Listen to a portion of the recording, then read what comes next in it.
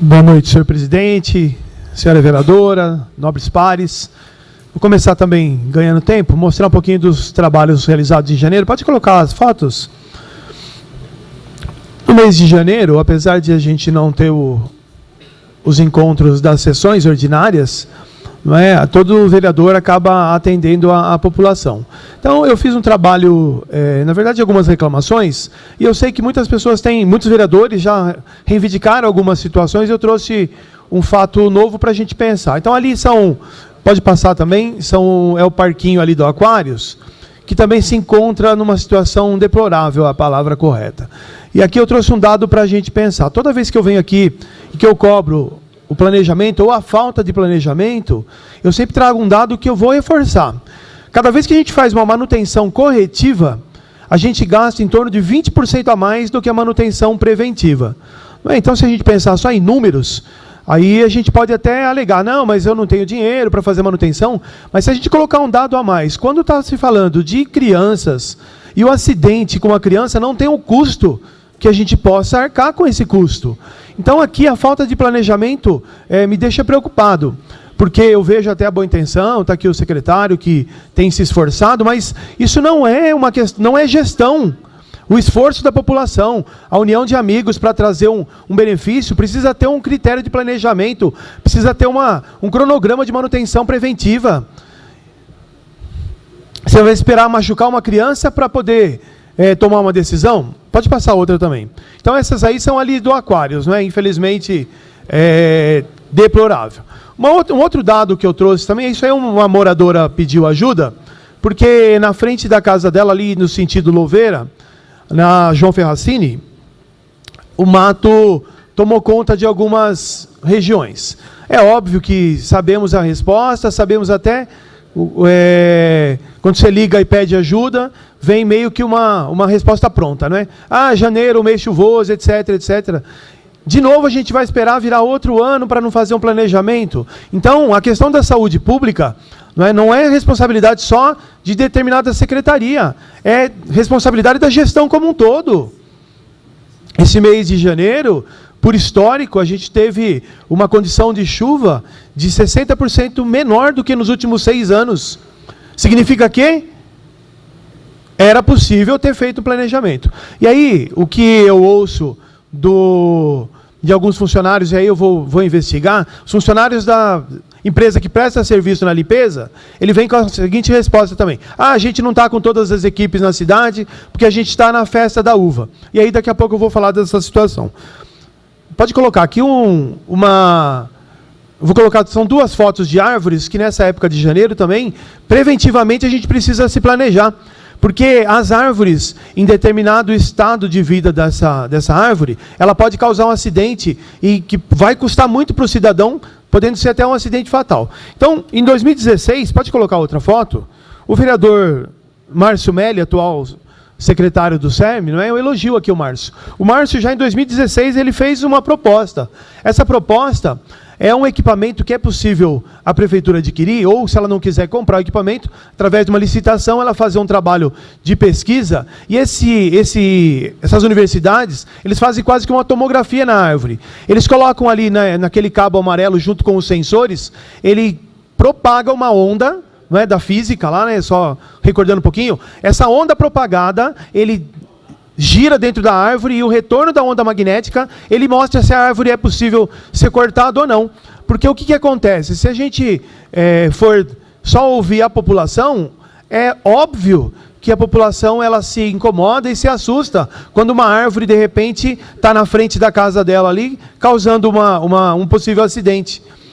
Com base no que a gente corta essa árvore? Você causa 2 problemas. De repente, você pode cortar uma árvore que ela tem uma vida no meio ambiente útil, que é um problema, não é? Você vai cortar uma árvore que não precisava, e mais ainda, você vai não cortar uma árvore que pode estar causando um possível dano, não é?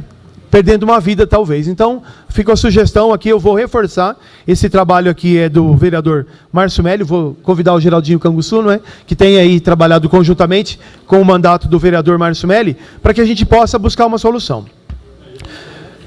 Além disso, os trabalhos que eu realizei em janeiro, eu quero aqui já começar a conversar. Foi anunciado no último final de semana, de uma proposta para que o trânsito na 9 de julho ele seja transformado em uma passarela nos finais de semana. Não é? Na Argentina tem uma cidade chamada, me fugiu o nome agora, perto de Buenos Aires, eles chamam de Peatonal. E a Peatonal ele faz o seguinte ponto turístico, ele transforma a cidade, ele tem a via normal durante o dia e durante as noites ele transforma esse ponto num ponto turístico. Primeiro detalhe que eles têm, aonde vão ser estacionados esses carros? Então precisa destinar uma mobilidade urbana, porque a população não adianta ter só para passeio e o comerciante. Não é? Conversei com alguns comerciantes, para ser bem justo, eu não vou divulgar dado ainda, porque eu vou aumentar a minha amostragem, mas da minha pequena amostragem, 100% dos 8 comerciantes que eu conversei estão preocupados. Então, eu vou falar a minha opinião particular. Eu sou favorável de trazer um benefício turístico, mas se não tiver o cuidado com a movimentação da cidade, a maior preocupação quando os comerciantes se reuniram e pediram para mudar a via, a direção da 9 de julho, é para que o tráfego pudesse melhorar. Fazer com que a mobilidade traga as pessoas para a cidade. Então, é necessário o planejamento. Então, queria ouvir mais da prefeitura, queria conhecer melhor o projeto, porque o teste ele é importante. Mas você vai fazer um teste sem planejamento? Eu tinha até notado uma outra situação. Qual que é o objetivo? O pedestre caminhar com a família e o comerciante, ele vai ficar em que sentido nessa história, né? Então, é o primeiro ponto que eu queria trazer para a reflexão. O segundo ponto que eu quero trazer para a reflexão também, a questão da festa da uva. Então, a festa da uva no novo formato, né?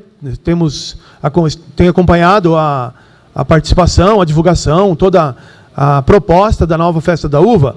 E aí eu fui estudar um pouquinho da própria licitação. Na verdade, o contratante aqui do contrato 59/2018, e eu trouxe algumas coisas para a gente pensar sobre o assunto. Primeiro, questão principal, que eu acho que não pode faltar, é necessário várias e várias reuniões, é necessário vários e vários contatos para que o AVCB, que é o Auto de Vistoria do Corpo de Bombeiro, siga completo, conforme é colocado aqui no projeto, no contrato assinado. Não é? Junto com o Auto de Vistoria, que é a própria liberação, ele tem uma função da contratada, está muito claro no contrato, mas tem uma obrigação natural da prefeitura. Eu acredito que a corresponsabilidade vai nos trazer um benefício, porque a população tem se dividido em duas opiniões. Eu quero crer que quando a prefeitura busca o novo formato da festa da uva e traz de volta os grandes shows, acredito que deve ter sido feita uma pesquisa, não é? Para a gente entender qual parte da população aceita ou gostaria de ter um show de um artista tão famoso, por exemplo, o Alok, que é conhecido no mundo todo. Qual que é a estrutura que a festa da uva vai planejar? Qual que é a estrutura de segurança que a festa da uva vai prover para quem estiver presente ali? Não é? Junto com isso, eu quero crer que o maior desafio que eu vejo da comissão é manter o conceito original da festa da uva. A festa da uva como um bem nacional, um bem municipal, foi até aprovado por essa casa, um projeto que eu fiz a lembrança, nós não tínhamos um destaque como a festa da uva, como um projeto de lei municipal. Então, quando a gente quer manter ou trazer de volta, resgatar a questão tradicional da cidade, quanto que a gente vai cobrar da contratada? E aí, o que eu trouxe para reflexão, na contratada, a única função da prefeitura é disponibilizar a mão de obra. Essa é a função da prefeitura. E aí, está muito claro que disponibilizar a mão de obra para que os diretores, eu acho até justo, né? Que os diretores, o secretário, etc., estejam envolvidos na preparação da festa da uva, mas é muito claro que a contratada tem que arcar com todos os custos. Porque se tiver custo para a prefeitura, já vai por água abaixo esse contrato. E aí, lógico que eu não vou me estender, mas eu vou colocar alguns pontos. Um dos que me deixou curioso, é uma curiosidade mesmo. Num dos termos aqui da exigência da prefeitura, é o item 2 do anexo 2, termo de referência. No item 2.2, tem uma obrigatoriedade da contratada que é a seguinte: fornecimento de 500 convites promocionais do parque de diversões a ser entregue na Secretaria Municipal de Governo mediante protocolo. Então, fiquei curioso, não é? Vai ser um benefício social? vou ser o primeiro a bater palma aqui, né? E vou ser o primeiro a cobrar. Para onde vão esses 500 convites promocionais do parque de diversões? É um parque de diversões com no mínimo 20 atrações, devidamente autorizado e vistoriado, com alvará de funcionamento, etc, etc, pelo Corpo de Bombeiros, CPFL, gerador de energia do caso. Não é? Junto com isso também, uma outra sugestão, temos aí 4 dias, 5 dias para a inauguração, eu vejo o quanto o secretário Adriano está envolvido e eu torço de verdade. Mais do que torcer, eu quero crer que vai funcionar e vai ter um bom resultado a festa. Mas a prevenção é para isso, né? Então, nesse período, Adriano, eu faço questão aqui de dar uma outra sugestão, é necessário mais do que uma auditoria nessa empresa. É preciso que 2 ou 3 dias antes, todos os itens do auto de vistoria sejam liberados, para a gente não ter nenhuma surpresa no sábado. Porque senão chega no dia da inauguração e a gente vai ter uma surpresa e não vai dar certo falar que está chovendo, porque está todo mundo vendo que não está chovendo, né? Então, é importantíssimo que a gente fiscalize. Volta das aulas, né? Uma notícia muito triste, a questão do Saci Pererê. Já foi apontado por outros vereadores, mas eu quero destacar uma outra situação. A gente pode ter qualquer tipo de justificativa, e eu sendo bem justo aqui, a gente consegue entender qualquer tipo de explicação. Mas quando a gente avalia qualidade ou falta de qualidade, é o resultado que mostra a satisfação do cliente. Todos nós sabemos disso. Então, é inadmissível que as famílias cheguem na escola e encontrem a situação deplorável, que foi colocado até na TV, não é? Foi transmitido aqui a nível regional. Não pela vergonha, isso eu acho que cada um lida bem com isso e responde pelos seus atos. Mas se a gente pensar nas famílias que estão ali envolvidas, aquilo ali, né, e o Sandro Saltori é meu amigo de infância, eu vi o quanto que ele estava ali. A entrevista ao vivo é delicada, etc., mas precisa de uma resposta urgente.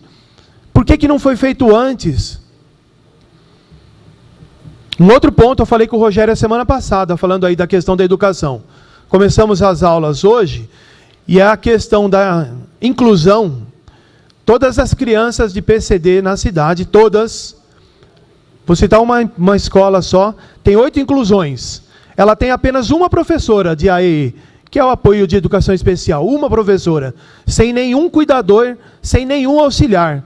A minha filha participa, né, desse processo, eu fui lá vivenciar, e a minha filha tem um diagnóstico da síndrome de Down, que é possível, ela se vira bem, consegue escrever, está alfabetizada, etc, etc. Mas eu fui testemunha do desespero de 2 mães deixando a criança na escola, porque não tem cuidador. E esse processo dessa história não, né, sendo justo, desse projeto da Secretaria de Educação, para colocar estagiários, o número que me chega são 70 estagiários, que foi anunciado o ano passado, no Conselho da Pessoa com Deficiência, que só vai ficar pronto, talvez, na segunda quinzena de fevereiro. Aí esse jovem, normalmente o estagiário de pedagogia, ele vai ter que ser incluso na escola. Você vai esperar mais quanto tempo? Quem trabalha com a questão pedagógica, sabe que qualquer funcionário da escola precisa de um tempo de adaptação. Então você tem mais uma adaptação, vou ser otimista aqui, né? Uma semana de adaptação do profissional. Depois, quanto tempo de adaptação da criança com deficiência? E aí a gente cria barreiras, e aí a propaganda passa a ser enganosa. Os 2 extremos sempre vão nos levar para um caminho que não é o melhor para a cidade. Se achar que está tudo bem, não é o melhor caminho, e também está longe de ser tudo ruim. Concordo plenamente. Mas eu queria deixar claro aqui que nós não estamos vivendo momentos tranquilos na cidade.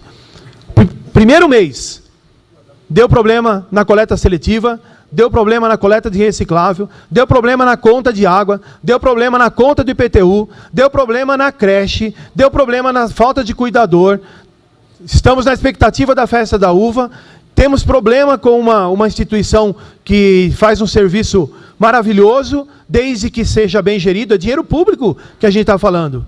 Eu, da minha parte aqui, quero deixar claro que na questão da Reencontro, eu não estou nem preocupado com a questão da Reencontro. Eu estou preocupado com o dinheiro público e com quem está sendo atendido. No segundo mês de 2017, eu estive presente diante do secretário de Assistência Social, levei projetos para lá. E sabe que resposta eu tive? Nenhuma até agora. Então, o meu desejo é que, nesse 2019, a gente possa resgatar a cidade de Vinhedo. Escapar da propaganda e colocar em prática o que eu não tenho visto. Por essa semana é só. Desejo a todos uma ótima semana.